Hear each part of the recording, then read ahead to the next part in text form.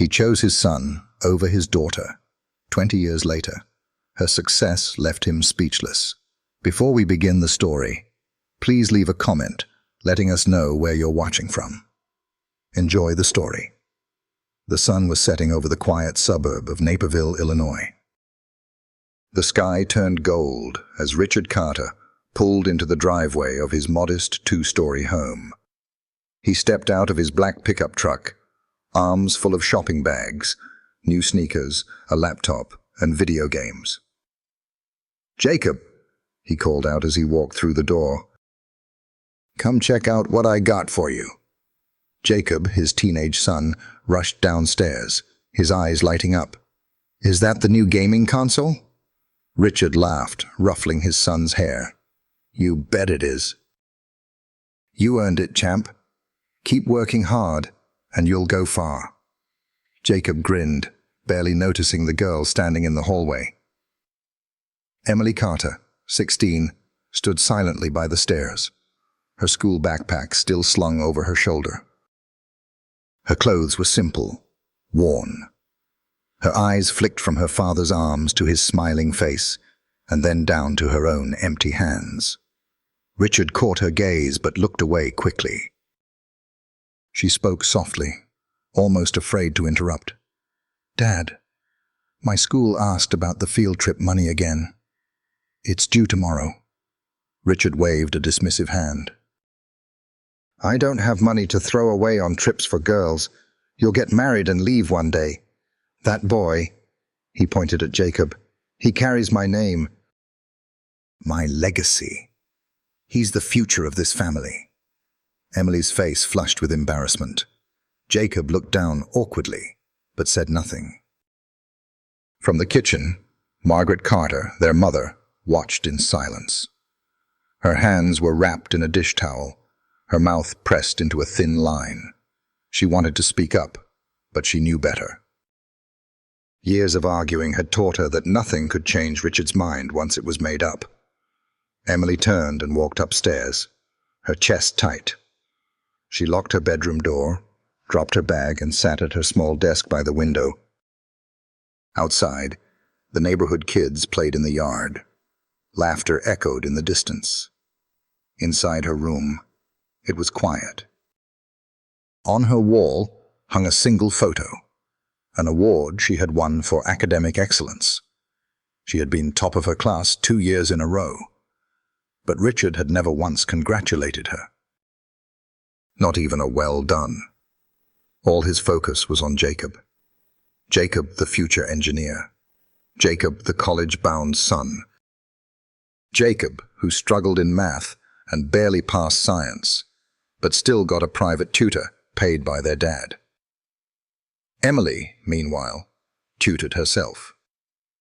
She worked part-time at a local bookstore to help buy her own school supplies. Every night, she studied until her eyes burned. She had dreams of building something of her own, of becoming someone who mattered. But in her father's eyes, she didn't matter. She was just the girl.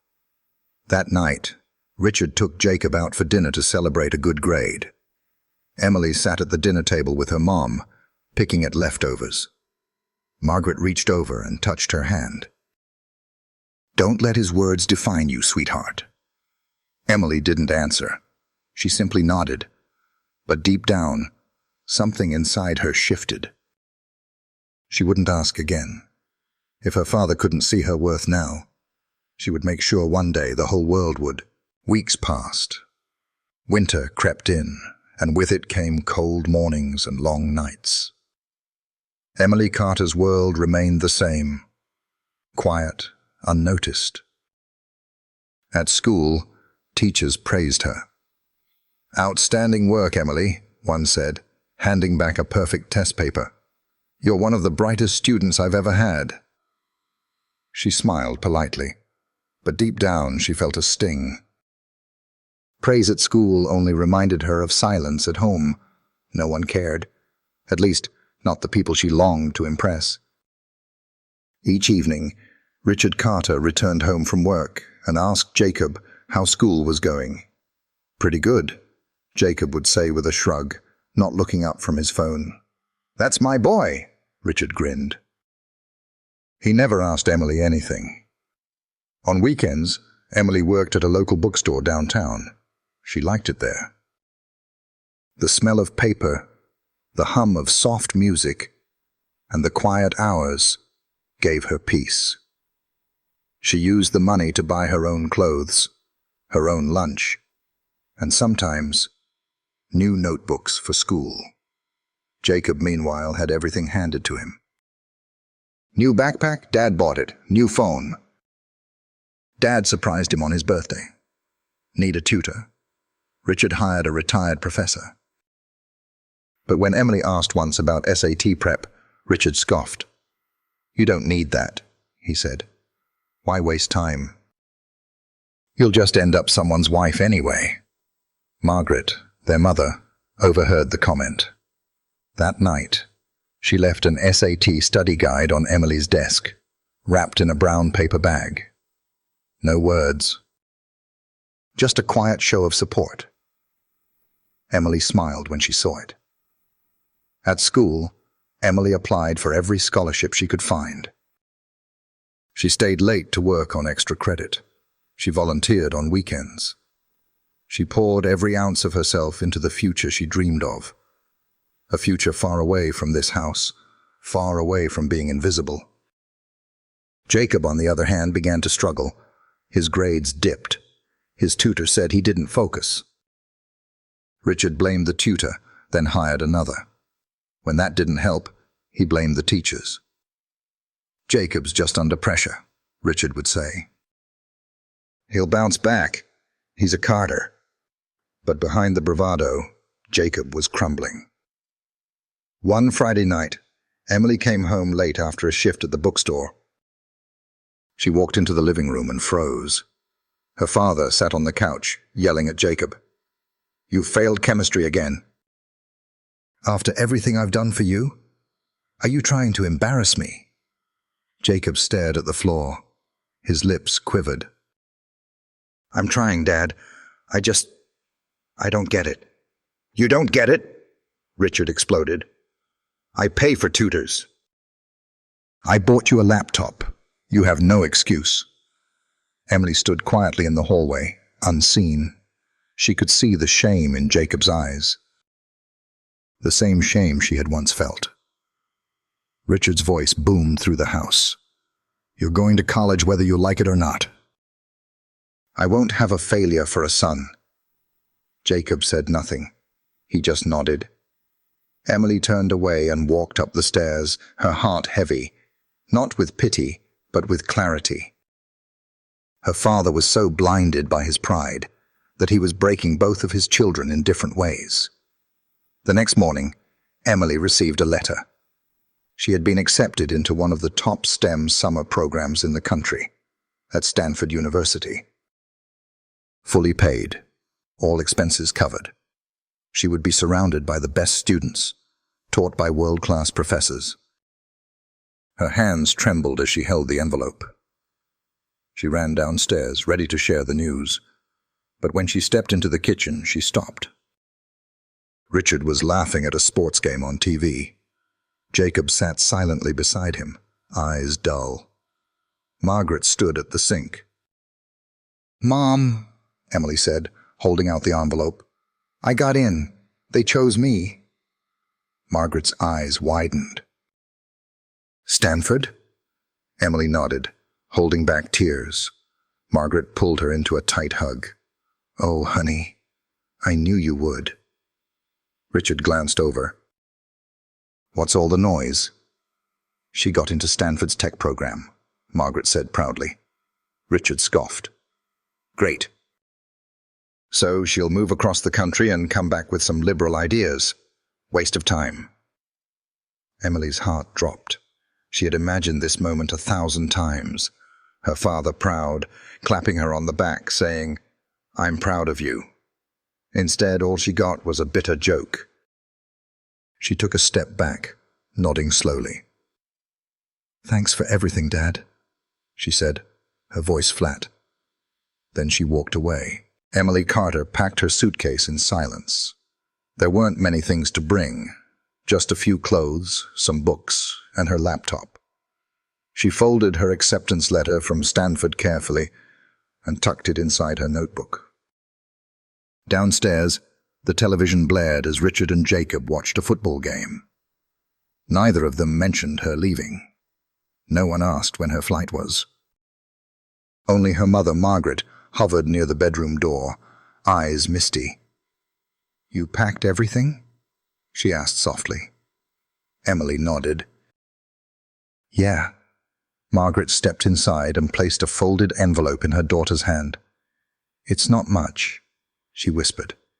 "Just a little money for snacks, emergencies, in case you need anything."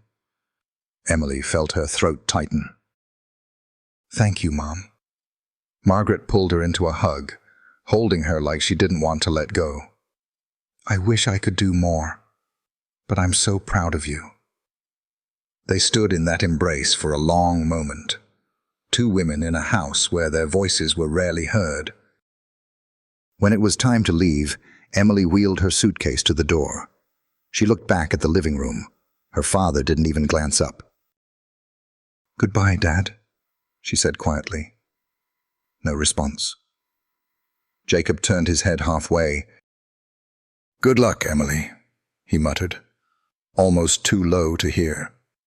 Emily nodded, then stepped outside. The cold air hit her face as the taxi pulled up. She didn't cry. She was done crying in that house. As the car drove away, she looked back one last time at the home that never felt like hers. The house grew smaller in the rearview mirror, but she felt lighter with every mile. California greeted her with sunlight and possibility. Stanford's campus was massive, bright, alive. Students hurried across walkways, books in hand, laughter echoing off stone walls. It was a different world. Her dorm room was small but clean. Her roommate was kind. Her professors were sharp and encouraging. For the first time, Emily felt seen, not as someone's daughter or someone's sister, but as herself. She dove into her studies. Coding, robotics, AI theory. She loved it all. She stayed late at labs, worked weekends, took on assistant roles to gain experience. While others partied, she built things. While others slept, she studied. Her professors noticed. "Emily, have you ever considered leading your own research project?" one asked. She blinked. "Me? Yes." "You're far ahead of most undergraduates. There's something special about how you think." It was the first time someone called her special without conditions. Meanwhile, back in Chicago, things began to shift. Jacob was falling apart. He had failed his midterms. His tutors had given up. He barely showed up to class. His confidence crumbled, and so did Richard's patience. "You're wasting your life," Richard shouted one night. "You're supposed to be the one who succeeds. I invested everything in you." "I'm not her," Jacob finally shouted back. "I'm not Emily." Silence fell over the house like a thunderclap. Margaret dropped a plate in the kitchen. Richard's face turned red with rage. "Don't ever bring her up in this house," he hissed. She walked out. She turned her back on this family.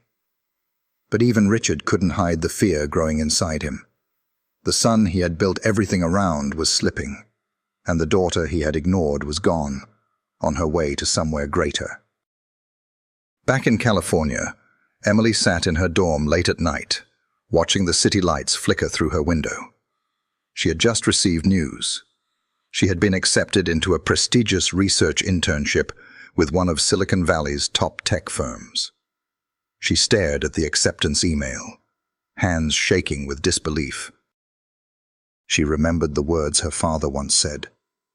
"Why waste time? You'll just end up someone's wife."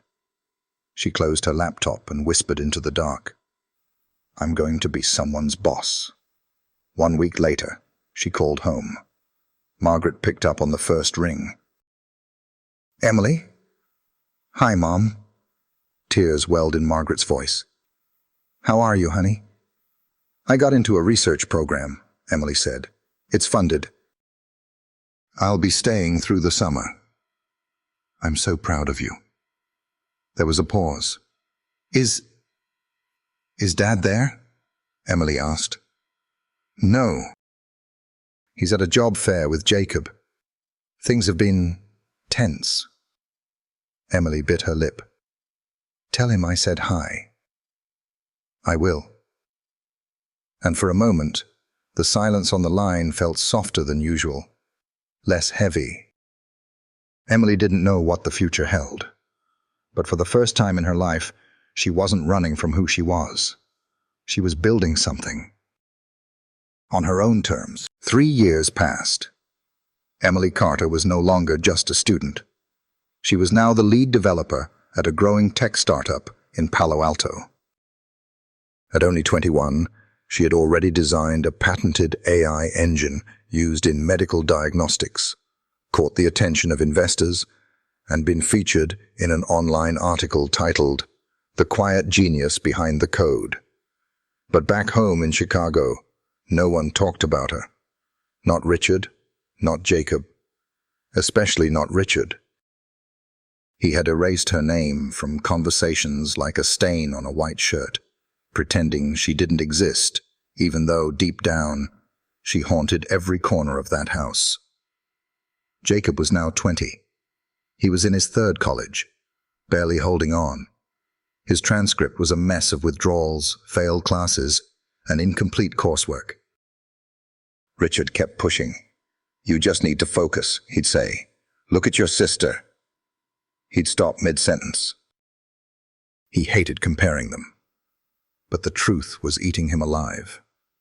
One night, after another disappointing call from Jacob's advisor, Richard slammed his hand on the table. "I gave you everything. Tutors, tech, money. What do you have to show for it?" Jacob looked at him and said quietly, "Maybe you gave me everything but the freedom to be myself." Richard's face twisted. "What does that even mean?" "I never got to choose," Jacob said. "You chose everything for me. My path, my pressure, my future." Richard stormed out. Meanwhile, Emily was thriving. She'd founded her own startup, Aurora Tech, focused on ethical automation in underserved communities. Her software was now being piloted in public hospitals across the West Coast. Investors came knocking, mentors applauded, news articles spread. Still, she never bragged. She never posted photos online, never called home to talk about success. She simply worked, quietly, consistently, powerfully. Her company grew from 5 employees to 50 in under a year. And at every interview, every board meeting, she remembered sitting at the dinner table as a teenager, watching her brother unwrap gifts while her father ignored her. Back in Chicago, Richard's business was failing. He had once run a small manufacturing shop, fixing engines and machinery for local contractors, but clients had dried up. Technology had moved on, and he hadn't. His pride wouldn't let him ask for help. He refused to learn new systems. He blamed the economy, the government, the younger generation, anything but himself. Jacob dropped out after his 3rd failed semester. He came home with his head down. Richard didn't say a word, just handed him a wrench and said, "Help me in the garage." But Jacob didn't want to be a mechanic. He didn't want to fix things he never broke. That night, Jacob sat alone in his room, scrolling through job boards. Nothing felt right. Nothing felt like him. Then, without thinking, he opened an old, bookmarked page. Emily's article. "The Quiet Genius Behind the Code." He read it all the way through. She had done everything alone. No money, no support, no encouragement, just hard work, belief, and vision. And she made it. He sat back in his chair, stunned. For the first time, he saw his sister not as the quiet girl in the hallway, but as a woman who had built an empire from silence. He picked up his phone. Jacob. Hey, Emily. I don't know if you'll even read this, but I think I need help. No reply came that night. In California, Emily stared at the message when it popped up. Her thumb hovered over the screen. 3 words pulsed in her mind. He needs help. She took a deep breath and replied, Emily, I'm here. Let's talk. Later that week, they got on a call. Jacob's voice was shaky. I'm lost, Em. I tried so hard to be what Dad wanted, but I'm not that person. Emily was calm, then stopped trying to be. Who are you really? Jacob hesitated. I like fixing things, machines. Electronics, not textbooks, not theory. Just hands-on work. Emily smiled. Then let's get you there. What do you mean? I have contacts. There's a program in Chicago, technical training in engineering and mechanics. It's a full scholarship. If you want it, it's yours. Jacob was silent. Then he said quietly, I do. Later that night, Emily sent an email to a former mentor in Illinois. Subject, recommendation request, for my brother. Her finger trembled over the word brother. It still felt strange. But this was her chance to rewrite the story. Not for her father, for Jacob. And maybe, just maybe, for herself too. A week later, Jacob Carter stood in the kitchen with his mother, holding a printed acceptance letter in his trembling hands. I got in, he whispered. Margaret turned, eyes wide. To the technical program? He nodded. Full scholarship. Emily found it for me. She pressed a hand to her chest, stunned. Your sister did this? She said I deserve to find what fits me, not what Dad expected. Tears welled in Margaret's eyes. She always had the biggest heart. Jacob smiled faintly. For the first time in years, he didn't feel like a disappointment. He felt possible. That night, Richard came home and found Jacob in the garage, packing his tools. What's this? Richard asked. I'm leaving, Jacob said. I got into a technical program. In Evanston. Starts next month. Richard scoffed. So you're walking away from college to be a grease monkey? I'm walking towards something I'm good at, Jacob replied calmly. You're throwing away your future? No, Jacob said firmly. I'm finally choosing it. Richard's face darkened. Don't expect me to pay for that nonsense.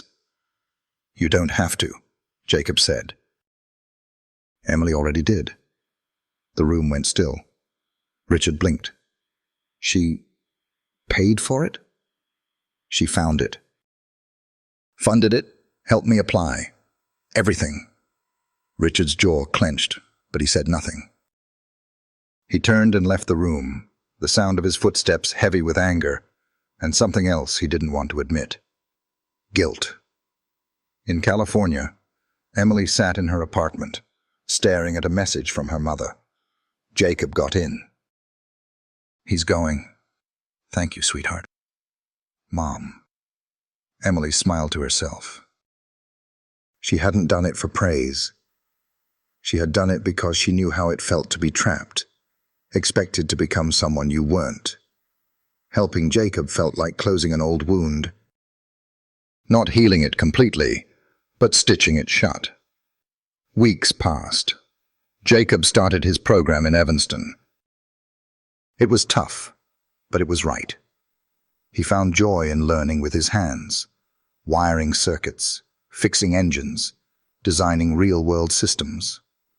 For the first time in years, he stayed late, not because he had to, but because he wanted to. Every week, He sent Emily a short update. Week 1. Took apart a diesel engine today. Best day ever.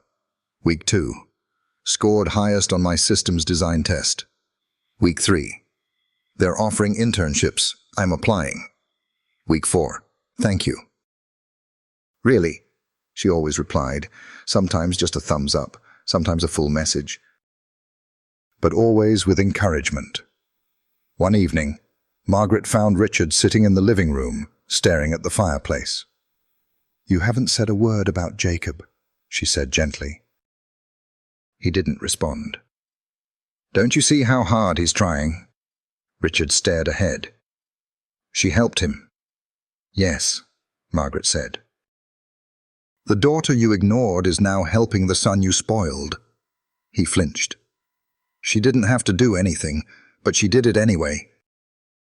That's the kind of person she became. Richard leaned forward, elbows on his knees, his voice low. "I was wrong, wasn't I?" Margaret didn't answer. She didn't have to. The next morning, Richard opened his laptop for the first time in months. The screen was covered in dust. He searched the name, Emily Carter. Dozens of articles popped up. From forgotten to founder, meet the woman behind Aurora Tech. Top 30 under 30, Emily Carter's mission to redefine AI. This former bookstore clerk just landed a $5 million deal. He clicked, and for the first time read her story. Not the version he imagined, but the one she lived. No help, no money. No encouragement, only grit and love. Love for the same family that once treated her like she didn't exist. Richard closed the laptop, his eyes misty. He had spent years trying to shape his son into something he wasn't, while ignoring the brilliance of his daughter. He had failed them both. That night he stared at his phone for a long time. Then, with shaking hands, he typed, "Emily, I know I don't deserve your forgiveness, but I just wanted to say, I'm sorry." He stared at the screen. Should he hit send? Before he could change his mind, he tapped the button. Message sent. Across the country, Emily sat in a late meeting when her phone buzzed. She glanced down at the screen. A message from a number she had deleted years ago. "Emily, I know I don't deserve your forgiveness, but I just wanted to say, I'm sorry." Her breath caught in her throat. She excused herself from the room and stepped into the hallway. Her fingers hovered over the keyboard. Then she typed, "Dad, I never needed you to be perfect. I just needed you to be there. But if you truly mean this, maybe we can start over." She hit send, and for the first time in years, she didn't feel like the forgotten daughter. She felt like a bridge, a builder, a sister, and now maybe even a daughter again. The sun rose quietly over Chicago. Richard Carter sat in his worn leather chair by the window, his eyes fixed on nothing. The living room was silent, save for the occasional creak of the house settling. The message from Emily still echoed in his mind. "I never needed you to be perfect. I just needed you to be there." It was kind, too kind. He didn't deserve it. He'd spent 2 decades holding on to pride like it was purpose. And in the process, he had pushed away the one child who had quietly become everything he thought he wanted from his son. That morning, Jacob came into the kitchen, his backpack slung over one shoulder, a travel mug in hand. "I'm heading to class," he said, voice steady. Richard nodded. "How's it going?" Jacob paused, surprised by the question. "It's good. We're starting a project to build a hybrid engine." "I'm leading the team." Richard raised his eyebrows slightly. "You're leading?" Jacob gave a short laugh. "Yeah. Turns out, when I'm doing what I love, I'm not that bad at it." There was an awkward silence. Then Richard spoke. "I read about her. Your sister." "Online." Jacob set down his mug slowly. She's done a lot, Richard continued. More than I ever expected. More than I ever let myself believe. She did it all without you, Jacob said, not unkindly, just truthfully. Richard nodded. I know. Another pause. I messaged her last night, he said. Jacob looked up. You did? She replied. Jacob softened. What did she say? She said, maybe we can start over. Jacob smiled faintly. That sounds like her. Later that week, Richard stood outside the office building of Aurora Tech Chicago, a sleek new branch just opened in the city's downtown district. It was clean, modern, glass walls, polished concrete, soft LED glow. He didn't tell anyone he was coming. He just showed up. Inside the lobby, a young receptionist greeted him. Hi, welcome to Aurora Tech. Do you have an appointment? No, he said. I'm just here to drop something off. He handed over a simple envelope with Emily's name on it. Inside was a handwritten note. I don't expect you to forgive me, but I'd like to earn a place in your life, even if it's a small one. Dad. He turned and walked out. 2 days later, Emily received the envelope. She read the note in her office, alone. She didn't cry, but she stared at it for a long time. She placed it in her desk drawer, beside the first check she ever earned from her startup. 2 beginnings, one financial, one personal, both hard-earned. A few weeks later, a formal invitation arrived at the Carter home. A cream-colored envelope. Gold lettering. Elegant and understated. You are cordially invited to the wedding of Emily Carter and Henry Collins. Margaret gasped when she read it. She's getting married? Jacob grinned. To Henry Collins, the investor? She sent one to us? Richard asked, stunned. Margaret handed him the envelope. She sent one to you. He stared at it in disbelief. On the day of the wedding, the Carter house buzzed with quiet excitement. Jacob adjusted his tie in the hallway mirror. Margaret wore a soft blue dress with pearl earrings Emily had mailed to her. Richard stood at the foot of the stairs in a pressed grey suit, nervous, stiff.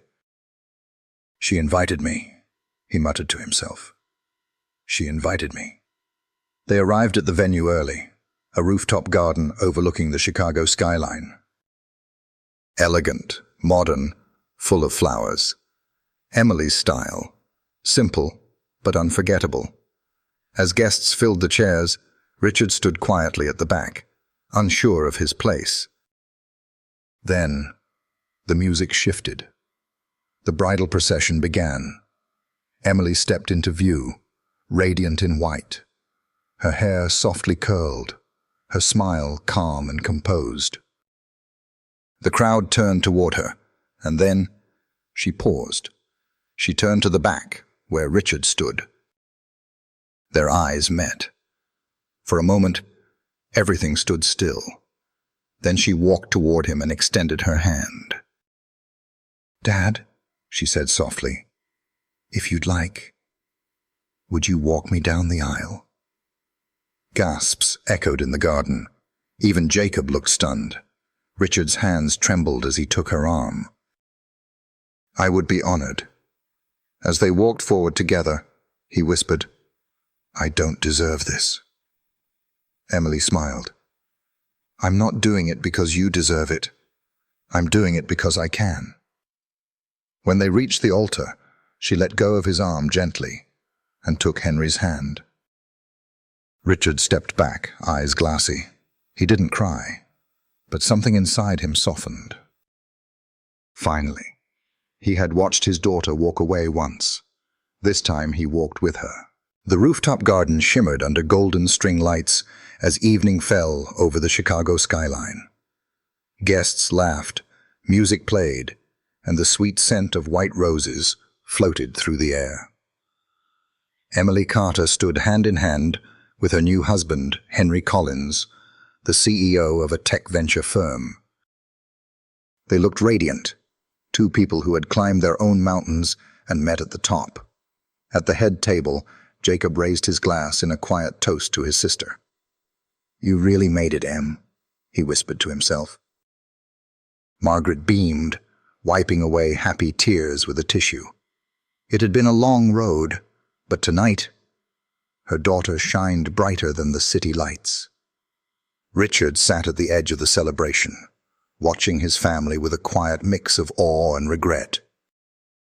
For years, he had believed success looked a certain way, carried a certain name, wore a certain gender. But now he saw the truth sitting in front of him.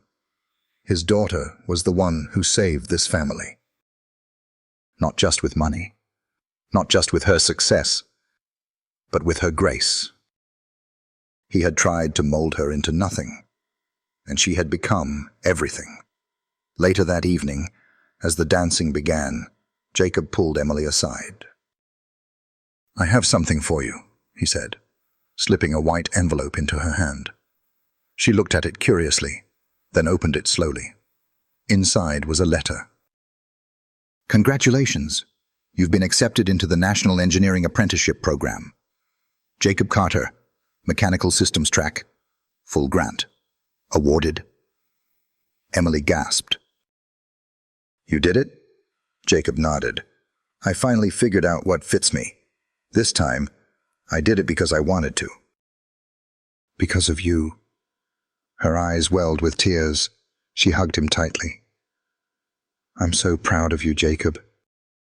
So proud. You believed in me when no one else did," he whispered. "Now it's my turn to make you proud." Meanwhile, across the room, Margaret nudged Richard gently. "Go talk to her." "She's busy," he muttered, suddenly unsure of himself. "She'll make time," Margaret said. "You're still her father." Richard stood, shoulders stiff, and walked slowly toward Emily. She was mid-laugh with a group of friends when she saw him. Their eyes met. "Hey," she said softly. "Hi," he replied. "Can we talk?" She nodded, stepping aside with him under a string of lights. He took a breath. "I was wrong about everything," he said. "I thought being a man, carrying the name, was all that mattered. I ignored the one person in this family who never stopped fighting for it." He paused, struggling for words. "You weren't a burden. You were the blessing I didn't deserve." Emily's lips trembled. "I can't undo the years I lost with you," he continued, "but I'd give anything to have them back." "You don't need to," she said. "Because I'm not here to punish you. I'm here to build something better. For all of us." A single tear slid down Richard's cheek. She reached up and wiped it away. "I'm honored to be your father," he said. And this time, he meant it. As the evening wound down, Emily took the microphone to give a short toast. "To my husband," she said, smiling at Henry. "To my family, Mom, Jacob, and, yes, Dad." Richard looked up, surprised. "I spent a long time chasing success, trying to prove I was worthy. But somewhere along the way, I learned that true power doesn't come from proving people wrong. It comes from helping people rise." She looked at Jacob. "From lifting others even when they couldn't lift you." She looked at Margaret. "From quiet strength and unconditional love." And then she looked at Richard. "And from forgiveness. Even when it isn't easy." The room was silent, breathless. "Thank you all for letting me be seen." Applause broke out. Tears flowed freely. And for the first time in a long time, the Carter family stood together, not divided by silence or pride, but united in truth. The next morning, as sunlight poured through the windows, Richard stood at the kitchen table, flipping through a photo album Margaret had left out. One photo caught his eye. Young Emily, no older than 10, sitting at the kitchen table, a pencil in hand, books stacked around her, completely focused. He closed the album, heart full. Then, he did something he had never done before. He wrote her a letter. "Emily, I used to think being a good father meant controlling the future. Now I know it means learning from the past. You taught me that. Thank you for becoming the woman I never knew I needed in my life. Love, Dad." Back in California. Weeks later, Emily placed the letter in her top drawer, next to his first apology, and the very first award she ever won. She smiled. From forgotten to forgiven, from silence to strength. She hadn't just survived the family that overlooked her. She had rebuilt it, on a scale from 1 to 10. How powerful was this story for you? Did Emily's journey touch your heart? Did her forgiveness inspire you? Like this video. Subscribe for more stories that heal and inspire.